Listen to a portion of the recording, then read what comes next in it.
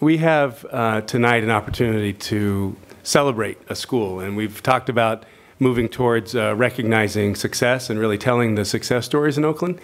And we have a school and a school leader that's created a place where the academic, social, emotional, and physical health needs of kids are met. There's an integrated curriculum. There's just a steady sense of unanxious expectation. Children will be expected much of and supported deeply, and adults there will care for them. The arts are rich and alive across the school. The garden is amazing. With that, I'm going to ask Deputy Santos to introduce our principal, please. Thank you very much. Good evening, President London and directors. We're very pleased today to have a presentation on our 2010-2011 National Blue Ribbon School. We're just delighted to introduce the school that has received one of the highest honors available to K-12 education. This is one of two schools in Alameda County that actually have received this honor, and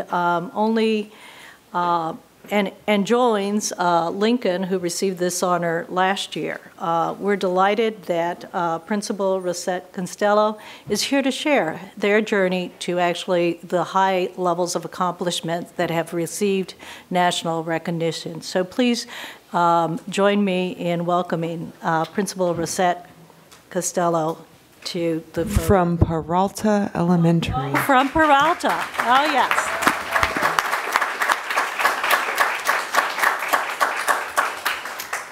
Thanks, folks.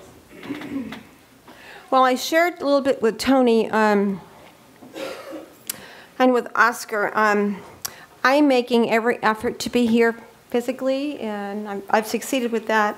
My soul is someplace else, but I'm trying to pull it down and ground myself. Both Jerome Gordine and from Frick and then I were at the preliminary hearing today at the courthouse. We each lost student and community member at the shooting at Sweet Jimmy's.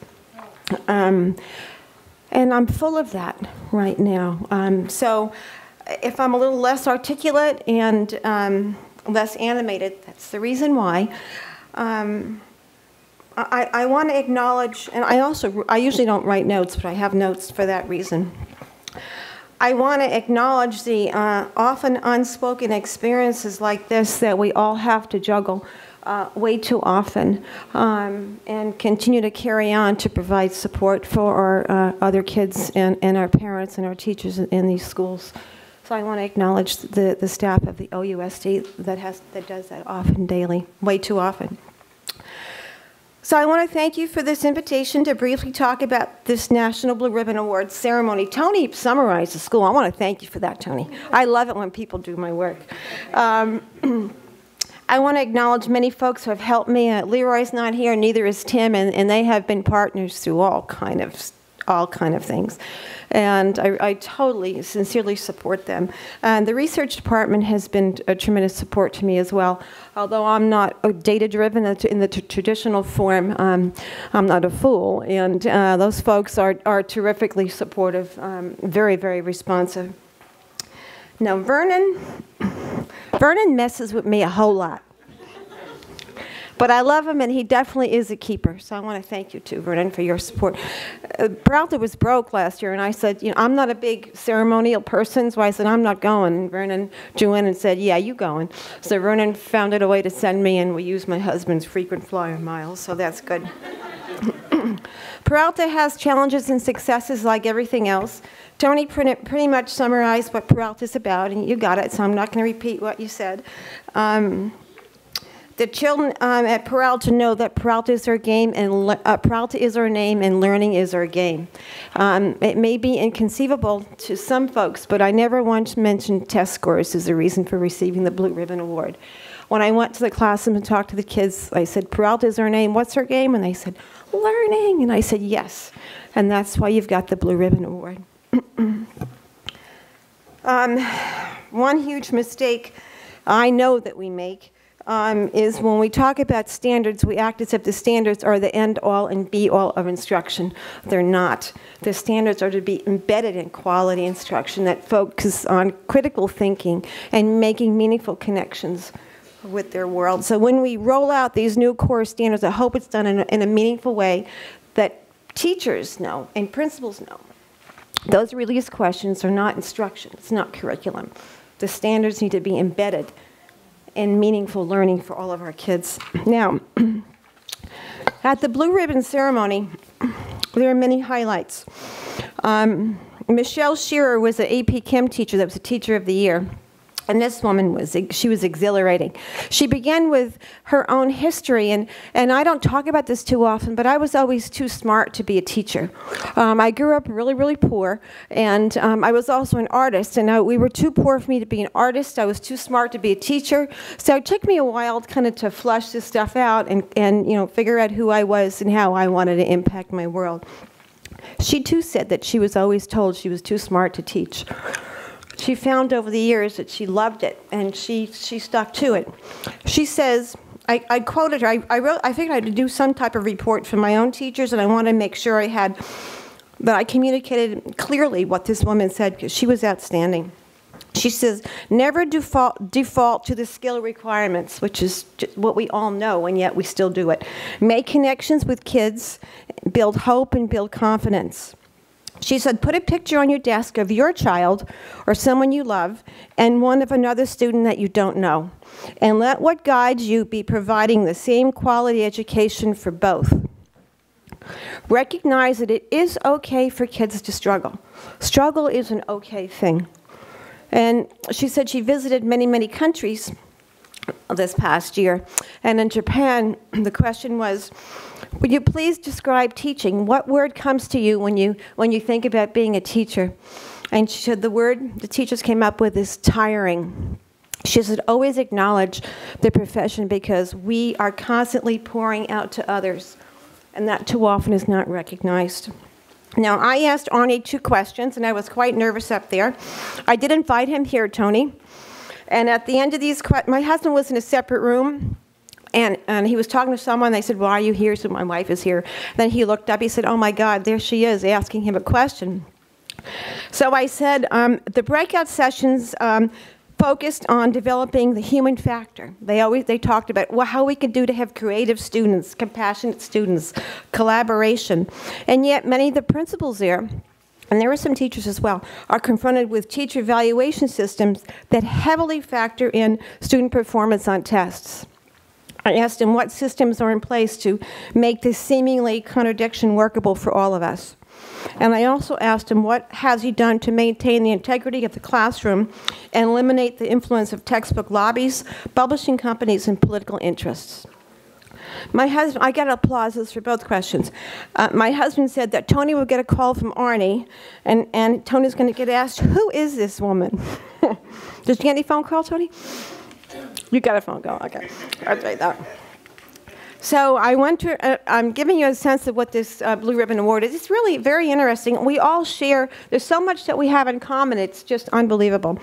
2 major questions at this breakout session.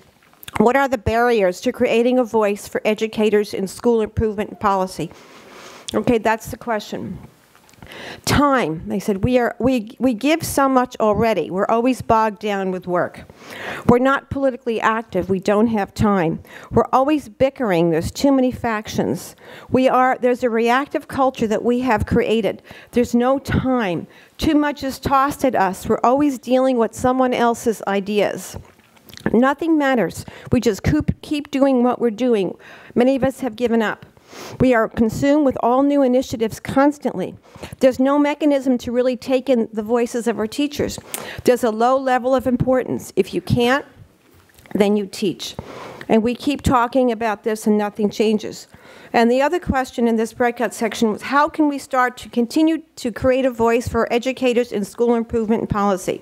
Change public perception, have access to decision makers, put teachers on school boards, and let teachers be risk takers. Taking risks is part of being a professional, and we don't feel like professionals because we're not given the chance to take risks. Yeah, that's really interesting. When Open Court was implemented here, I want you to know that I had balanced literacy program. I had written grants. I got hundreds of thousands of dollars. I had trainers come in. It was a 4-year process. And I approached the superintendent with, I had assessments, I had observation charts, I had everything. And I said, please don't let me do Open Court. Let me do this. And if these test scores don't improve, you can have my job. I was looked at like, what? Get yourself back in that school and do that Open Court. So that is a mentality that we as a district have to let go of. We have to really support what's best for kids. So there's a lot of work to be done for all of us. That came out of everyone agreed with that. And there is no silver bullet. We all dreaded going back to the school districts and newspapers saying, well, how'd you do it? What's the secret? There is absolutely no secret to any of this. It's hard work. There are many different paths to it. It's perseverance. And it's will. I think will is really, really understated in this profession. You have to have the will to make a difference. If you don't, everything else is fluff. It's rhetoric. Oscar, am I good at rhetoric? No, you're about doing things. Okay, and that's it. I mean, it's true. You have to have the will to change. Now, I just have a video I want you guys to enjoy. It won't be very long. I actually have 3, but we'll just choose 1. Edgar, you got it? We're setting it up. Huh? Is that good? Yeah, it's it. This is a 4th grade video. Tony's seen it. We have a couple more, but there's not enough time. Are we going to get the sound too? Okay. And thank you very much.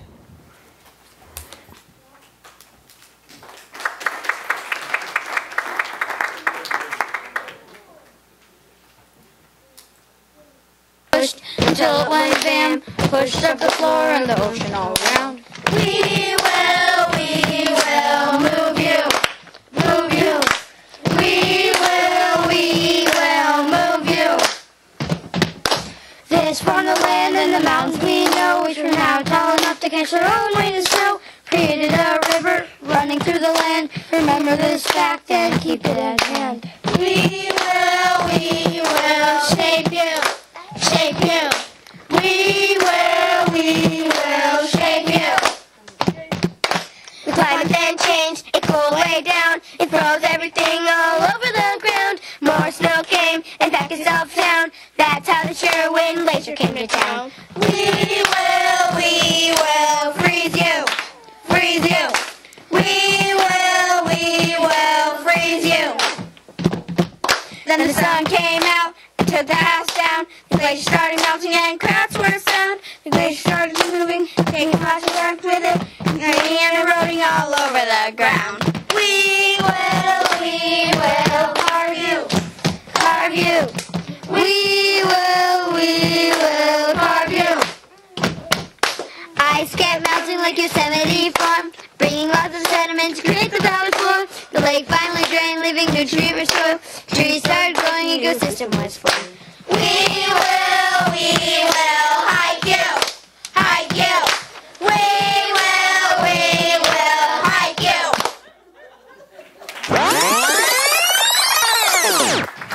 Yo, Yosemite, yo, Yosemite, yo, Yosemite,